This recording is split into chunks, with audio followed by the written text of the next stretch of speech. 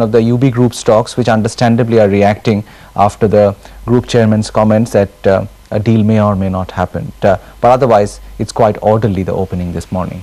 Gautam Trivedi of Religare has joined me to talk about how markets may move from here. Gautam, morning. How did you read the cabinet reshuffle, and do you think the stock market has any material takeaways aside of sentiment from it?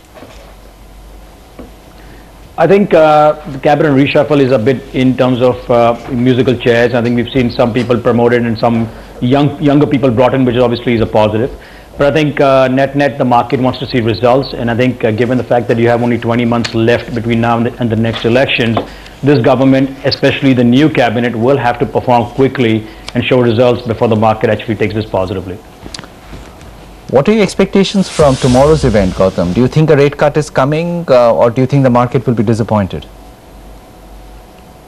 I think the market is factoring in no rate cut, as are we, and I think I think it'll be highly optimistic if people do expect a rate cut to come in. Having said that, if it does come in, it'll be a huge positive.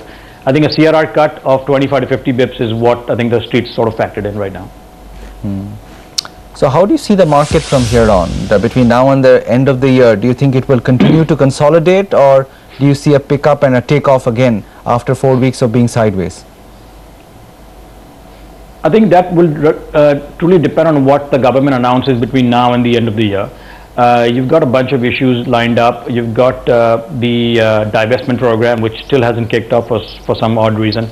We have not seen any announcement of the investment bankers, which is obviously key to the divestment process. So you've got a short window between now and the end of the year, maybe 4 or 5 weeks anyway after 15th of December, things go quiet.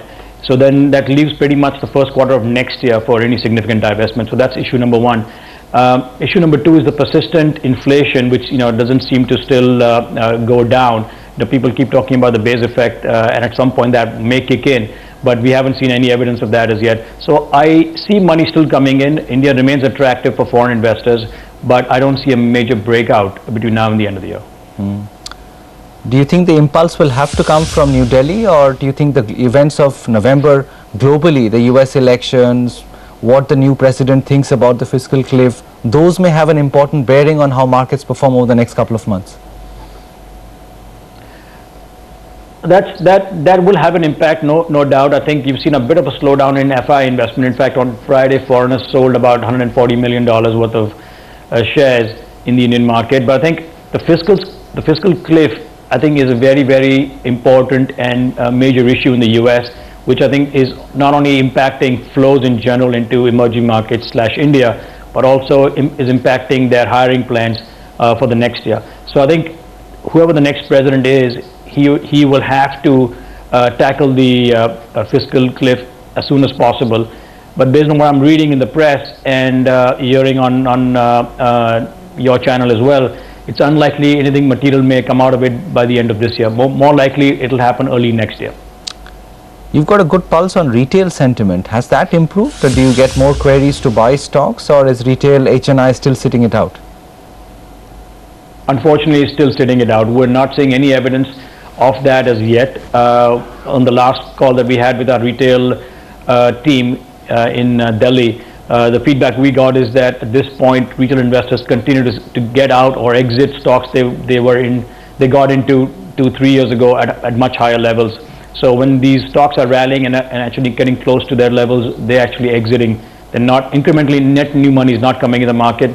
So when we ask them where is that money going, it's going mostly into real estate. It's going into some gold and some silvers, but unfortunately not coming back in the equity markets. Stay on, Gautam. Many more questions for you. You need to take a break with the news that market's stable this morning. So we've got off to a positive start, but it's quiet. There's no exuberance on the screen. Just about 19-20 points higher, the Nifty around 5680. Some stocks are doing well, but UB Group stocks are not. They are correcting because of the statements which came in over the weekend. Otherwise, markets seem orderly enough. There's 2 advancing stocks for every declining name, so the market breadth is also doing okay. More on that when we come back in a minute.